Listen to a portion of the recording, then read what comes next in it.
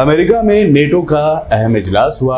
इसमें तुर्क सदर रजब तैयब एर्दोगान ने भी शिरकत की, लेकिन आज वो इसलिए हेडलाइंस नहीं बने क्योंकि उन्होंने अमेरिकी सदर जो बाइडन को उन्हीं की सरजमीन पर रहकर काफी तनकीद का निशाना बनाया है, इसलिए वो हेडलाइंस बने हैं। नेटो के सरबराही इजलास में शिरकत के दौरान रजब तैयब एर्दोगान ने एक इंटरव्यू में कहा कि अमेरिकी सदर जो बाइडन और उनकी इंतजामिया इसराइली जंगी जराइम में बराबर के शरीक है।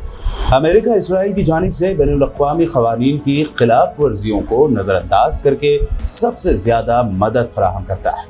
तुर्क सदर ने कहा कि आलमी क़वानीन की खिलाफ वर्जी पर इसराइल के खिलाफ कौन पाबंदी आयद करेगा, इस सवाल का जवाब कोई नहीं दे रहा।